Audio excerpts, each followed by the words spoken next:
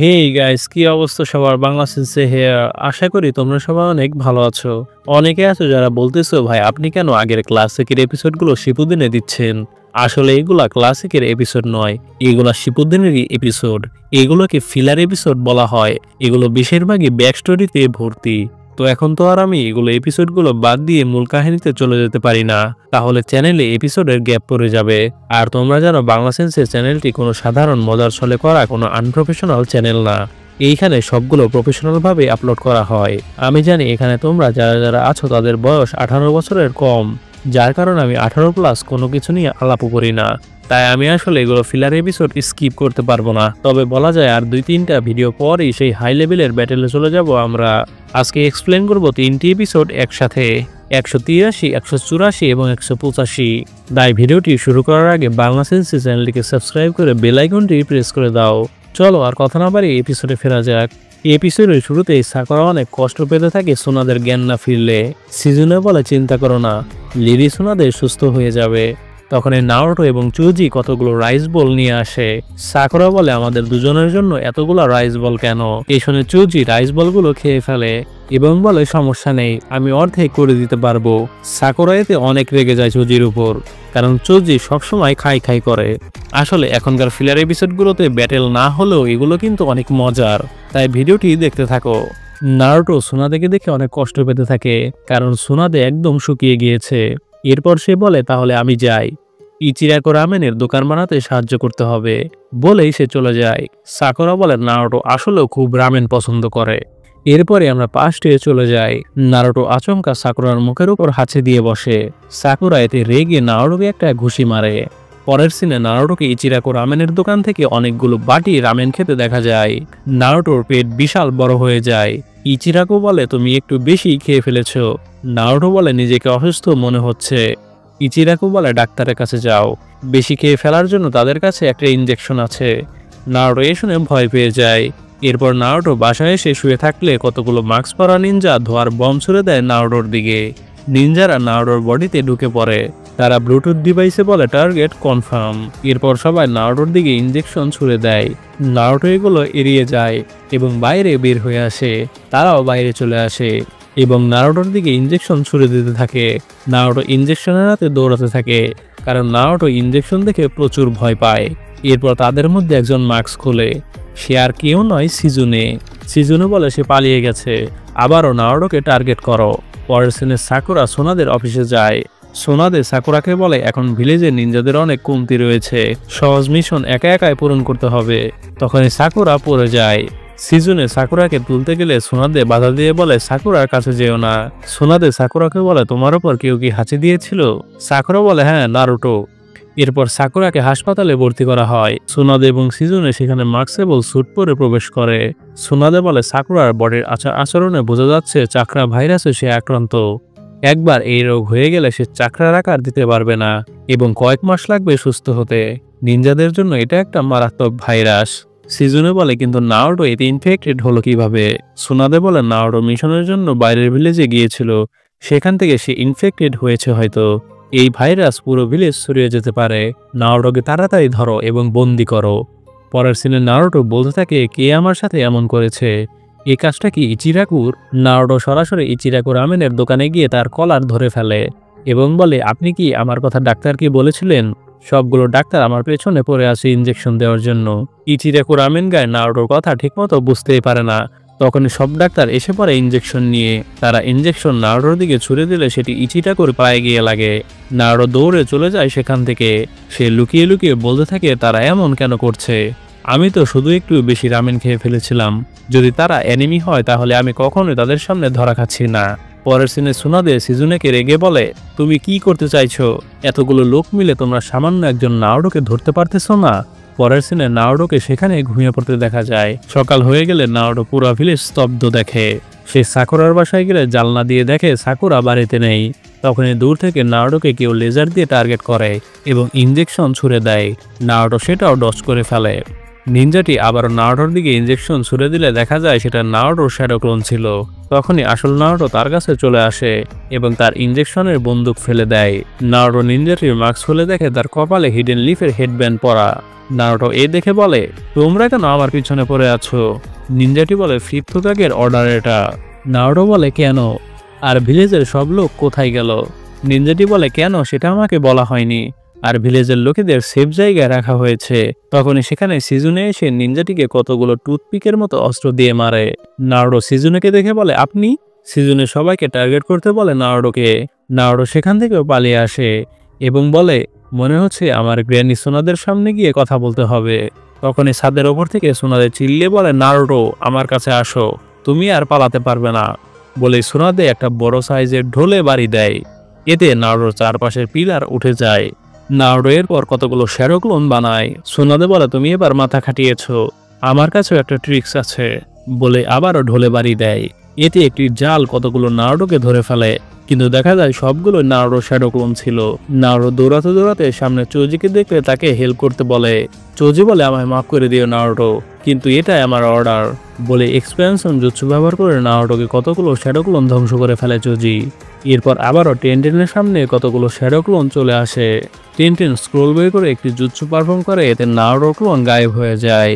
এরপর আবারও কিবা নারুটোর কতগুলো ক্লোন ধ্বংস করে ফেলে। সোনাদে খুশি হয়ে বলে, এখন শুধু একটি দলেরই শ্যাডো ক্লোন অবশিষ্ট রয়েছে। নারুটো ক্লোন হাঁটতে থাকলে তখনই কেউ নারুটোর দিকে ইনজেকশন ছুড়ে দেয়। এতে নারুটো সবগুলো ক্লোন গায়েব হয়ে যায়। এরপর নারুটো হাঁটতে হাঁটতে লিফ হাসপাতালে চলে আসে। তখনই সেখানে শিনো এসে নারুটোকে পোকা দিয়ে ধরে ফেলে, কিন্তু দেখা যায় সেটাও আসলে নারুটোর ক্লোন ছিল। এরপর আসল নারুটো সাসকের হাসপাতালের রুমে যায়। সাসকে বলে, তুমি এখানে কি করছো? নারুটো বলে, আমি কিছুই করিনি, তারপরও তারা সবাই আমার পেছনে পড়ে আছে। সাসকে এ শুনে বেড থেকে নেমে নারুটোকে লাথি মেরে দরজার বাইরে বের করে দেয়।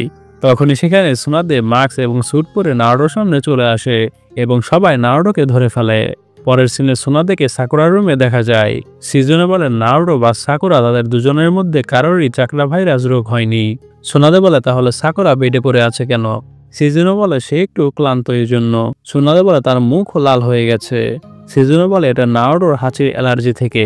এরপর সাকুরা সুস্থ হয়ে গেলে সাকুরা, নারুটো, সুনাদে এবং সিজনে একসাথে হাসপাতাল থেকে বের হয়ে আসে। নারুটো বলে, আমার সেই পর্যন্ত শান্তি মিলবে না যতক্ষণ না পর্যন্ত আপনি আমার কাছে ক্ষমা চাচ্ছেন গ্র্যানি। সোনাদে এতে কি বলবে কিছুই খুঁজে পায় না। আসলে তারা অকারণে নারুটোর পিছনে পড়েছিল। নারুটো বলে, সে হোকাগে হতে পারে, কিন্তু এমন তো নয় সে ভুল করেও ক্ষমা পেয়ে যাবে। সুনাদে মাপ চাওয়ার হাত থেকে বাঁচতে বলে, এটা আসলে ভিলেজকে ইমার্জেন্সি ড্রিল করানোর মিশন ছিল, তোমার সাহায্যের জন্য কৃতজ্ঞ, সবকিছু ঠিকঠাকভাবে হয়েছে বলেই চলে যায় সুনাদে। নারুটো এতে একদম বোকা বনে যায়। বর্তমানে সাকুরা সব ভাবতে থাকে, আর এর সাথে এপিসোডের সমাপ্তি ঘটে। এরপর আমরা চলে আসি 184 নম্বর এপিসোডে। এপিসোডের শুরুতেই চুজি এবং টেনটেনকে এক জায়গায় যেতে দেখা যায়। নিজি বলে, 2 বছর আগে শেষবার এখানে এসেছিলাম, তোমার কি মনে হয় তারা আমাকে সাহায্য করবে? টেনটেন বলে, হ্যাঁ, এটা আমাদের ভিলেজের ব্যাপার, অবশ্যই করবে। তখনই সেখানে ব্লাস্ট হতে দেখা যায়। টেনটেন বলে, সে এখনো বদলায়নি। এরপরে আমরা পাস্টে চলে যাই। মাইট গাই নিজি এবং টেনটেনকে একটি মিশন দেয়। টেনটেন বলে, কিন্তু গাই সেন্সে এখন তো আমরা দুজন, রকলি নেই। গাই বলে, হ্যাঁ জানি, আমাদের নতুন মেম্বারকে স্বাগতম জানাও। এবং আমরা নারুটোকে বের হয়ে আসতে দেখি। টেনটেন নারুটোকে দেখে রেগে যায়। গায়ে বলে, এখনকার মতো নারুটো আমাদের টিমমেট, আমি হাসপাতালে যাচ্ছি লিকে দেখতে। গায়ে একটি স্ক্রোল ছুড়ে দিয়ে বলে, মিশনের সমস্ত তথ্য এই স্ক্রোলে রয়েছে, আর আমি এই মিশনের ক্যাপ্টেন করছি টেনটেনকে। টেনটেন এ শুনে লজ্জা পেয়ে যায়, কারণ কখনোই তাকে ক্যাপ্টেন বানানো হয় না, বেশিরভাগ সময় সে নিজেকে চুজ করা হয়। এরপর তারা সবাই মিশনে রওনা দেয়। টেনটেন স্ক্রোল বের করে বলে, আমরা এখন লিভ ভিলেজে অস্ত্রপাতি রিসার্চের ল্যাবে যাচ্ছি। রিসার্চ ল্যাবটি আগে হিডেন লিভ ভিলেজেই ছিল, কিন্তু এখন জায়গা পরিবর্তন করে ভিলেজের বাইরে করা হয়েছে। আমাদের মিশন হলো সেখান থেকে 1000টা কুনা এবং শুরিকেন নিয়ে যাওয়া। নিজে বলে, এখন বুঝেছি টেনটেনকে কেন টিমের ক্যাপ্টেন বানানো হলো, কারণ তার কাছে ট্রান্সপোর্টেশন জুৎসু আছে। নারুটো কিছু বুঝতে না পারলে নিজে বলে, এটি সামনিং জুৎসুর মতো। নারুটো বলে, এখন বুঝেছি, আমাদের 1000টা অস্ত্র বয়ে নিয়ে যেতে হবে না, টেনটেন ট্রান্সপোর্টেশন জুৎসু দিয়ে সেগুলোকে লিভ ভিলেজে নিয়ে আসবে। তখন আবারও সেখানে ব্লাস্ট হতে দেখা যায়। নারুটোরা ভিতরে গিয়ে দেখে একজন বৃদ্ধ লোক সেই আগুন নেভানোর চেষ্টা করছে। বৃদ্ধ লোকটি বলে, আমার রিসার্চে আবারও কি গড়বড় হলো? টেনটেন তাকে স্ক্রোল দেখিয়ে বলে, আমরা লিভ ভিলেজ থেকে এসেছি, আপনাদের কাছে কি নতুন কোনো নিনজা অস্ত্র আছে? নারুটো টেনটেনকে বলে, কিন্তু আমাদের তো কুনাই এবং শুরিকেন নেওয়ার কথা ছিল। টেনটেনের কথা মতো বৃদ্ধ লোকটি তার লোককে বলে নতুন টুলসগুলো নিয়ে আসতে। অস্ত্র নিয়ে আসলে বৃদ্ধ লোকটি বলে এটা হলো ডাবল ব্লেড কুনাই। এভাবে একের পর এক অস্ত্র নিয়ে আসে, কিন্তু নারুটোর একটাও পছন্দ হয় না, কারণ অস্ত্রের মধ্যে একটা না একটা প্রবলেম রয়েছে। টেনটেন অন্য অস্ত্র দেখতে চাইলে আমরা বাইরে চলে যাই। দেখা যায় অনেক বড় শুরিকেনের মধ্যে নারুটোকে বেঁধে রাখা হয়েছে। নারুটো এতে অনেক রেগে যায়। টেনটেন বলে, কিন্তু এটা কাজ করে কিভাবে? বৃদ্ধ লোকটি বলে এটা সব নিনজারই ব্যবহার করতে পারবে, বলে একটা বাটন প্রেস করে। এতে নারুটো সহ শুরিকেনটি উপরে উঠে যায় ঘুরতে ঘুরতে। একটু পর নারুটো শুরিকেনের সাথে নিচে ক্র্যাশ করে। নারুটো রেগে বৃদ্ধ লোকটির কলার ধরে বলে, এজন্য তোমাকে লিভ ভিলেজ থেকে বাইরে বের করে দেওয়া হয়েছে। টেনটেন শেষ সময় বলে, ঠিক আছে, তাহলে আপনি আমাদের 1000টা রেগুলার কুনাই শুরিকেন দিয়ে দিন। বৃদ্ধ লোকটি অস্ত্র বানাতে বানাতে বলে, এগুলো খুবই বোরিং। পরের সিনে টেনটেন এবং নারুটোকে বাইরে দেখা যায়। টেনটেন নারুটোকে বলে, আমার কতগুলো অস্ত্র লাগতো যেন আমি ফ্রন্ট লাইনে দাঁড়িয়ে লড়াই করতে পারি। নারুটো বলে, তাহলে নিচ্ছ না কেন? সেখানে নিজে এসে বলে, অস্ত্র সব রেডি হয়ে গেছে। টেনটেনরা সেখানেও চলে গেলে বৃদ্ধ লোককে আর দেখতে পায় না। তারা তাদের খুঁজতে থাকে, কিন্তু দেখা যায় না। টেনটেন নিজেকে তার বিয়াকুগান দিয়ে খুঁজতে বলে। নিজে বিয়াকুগান দিয়ে দেখে বলে, এখানে একটা সিক্রেট রাস্তাও আছে। এসরে নারুটোরা সেই সিক্রেট রাস্তার দরজা খুলে ভেতরে ঢুকে পড়ে। ভেতরে অনেকগুলো অস্ত্র দেখা যায়। সেখানে একটি অস্ত্র দিয়ে ট্র্যাপ পাতা রয়েছে।